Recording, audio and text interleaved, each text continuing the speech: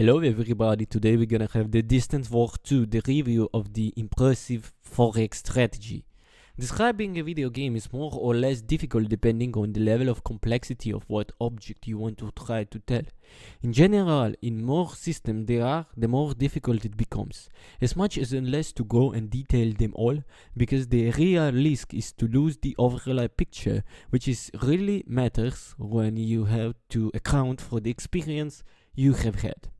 For the review of Distant War 2, however, we found ourselves in an unprecedented situation, not knowing where even to start. So let's talk about the strategy. A strategy at the highest level of his Distant War 2 is a 4x space strategy, in which you must be able to build galactic empire with the ability to pause the action anytime, to manage all aspects of the game. In terms of general objectives, it's not very far from a Stellaris, but going to the details, we are faced with a game of completely different magnitude, with so much things to do that you initially are completely blown away. Consider that just to create a game it takes several minutes, there are many parameters to consider, so you have to familiarize yourself with the game system, which can be several hours because there are so many elements to consider and a vision of the game that differs enormously from what of the competition. Start with the possibility of completely customizing your fleet and own stations, down to the smallest components. Here already emerged the best diversity of the Code Force title from the competition because of the customization. It's not only the aesthetics choice but also the economic one. Do you want to create a field using components that require certain material? Then you will need to research that material by examining the unknown planets and asteroids. Can you find any because the opposing empire has perception to the largest minds of the same?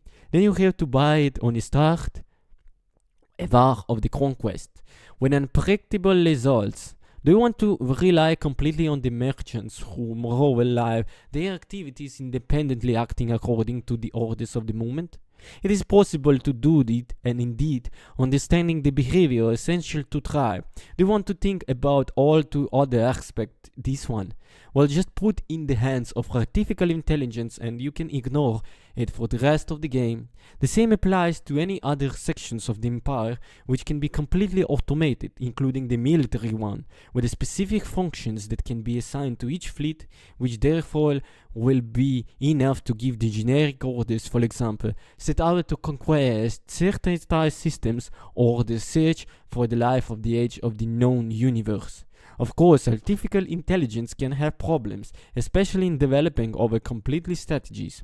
So if you have something very specific in mind, it's best to do it manually. For example, if you want to make several fleets converge on a single target to carry out a joint and simultaneous attack, it's better to avoid automation, because there is a risk that the fleet start running in order of arrival, increasing the losses. However, as the empire grows, delegating becomes simply necessary because managing every single aspect can be counterproductive and make you lose the big picture.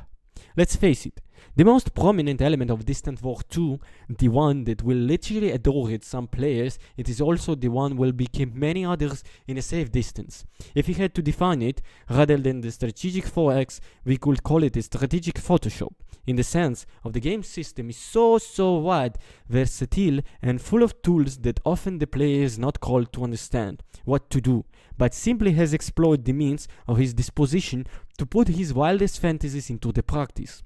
Sure, there are some tactics that seem work better than others, but it's hard to say which ones. That's it. The margin of experimentation is so wide is the difficulty even try to say how far you can go when you intend to force the gameplay in a certain directions. Sometimes you succeed, sometimes you fail, but in any case you feel that the choices made have an effect on what they happen on the screen, or better or worse. And this is the strongest point of the Distant War 2. You never feel that about the overtaken by the game, but the agency is always very high. To say during a campaign, we suffered a surprise attack by an intelligence of two opposing factors. The attack was precise and merciless and left us completely blown away, causing us to lose some colonies before being able to convert part of fleet to stop the enemy advance. Then we true of a classic CPU trick, but examining the situation carefully we realize that simply the artificial intelligence can exploit our mistake. That is to have underestimated the defense of the certain area of space, taking that from the part could not even have any concentrate read. We are so caught up in this expansion on other fronts that allowed the enemies to organize and wage colonies catching us off guard. Moreover, we also understood that they have provoked the opponents hunting for certain resources, who trade and held back by raising prices.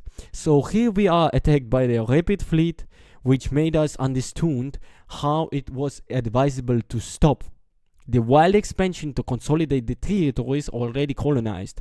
By doing so, we also discovered the resources that had not taken into account. In the long run, we have managed to restore situations of equal equilibrium in which we are able to maintain a lasting peace with a guarantee as growth less treating for the others. From a technical point of view, the Code Force title unfortunately shows all its limits. We know we are not faced with a production that could aspire to have its say on the graphics or sound side, but if we combine the crude aspects both in models and in the interface with the undefined complexity, it is clear that it risks being repulsive to some.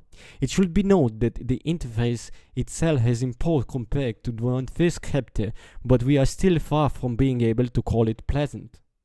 What we can guarantee you is that once you enter the game seriously, the aesthetic gratification really becomes to last stuffed, but we are always there. It is another obstacle that overcome before you access something truly magnificent, but which lies well hidden under a harsh and inhospitable surface. There are also some small problems in the missions, which on rare occasions are impossible to complete due to some bugs. It only had to us only once. So the verdict. The rating of the Distinct Words 2 must be well contextualized because it considers as a reference point an ideal average user, connoisseur of the strategic 4X, but not necessarily well seasoned. If you fall into the category, you will struggle a little to get into the game, but then you will find yourself kidnapped for months in exceptional experience in terms of possibilities offered and satisfaction for achieving the objectives personal or assigned by game itself. For everyone else, however, the Code Force title may be inaccessible. Probably this is the precisely goal of the developer, because we were faced with one of the games that carefully chooses its ideal player, designed it in the all others. Pros. Immense complex full of facets. Each choice seems to have concentrated effects of the game. Overall excellent artificial intelligence. And the cons. Technically very cruddy, both graphically and soundly. For some it may be simply inaccessible. Sooner or later we will be seeing a 4X with a more developed diplomatic side. Thank you so much for watching. Goodbye.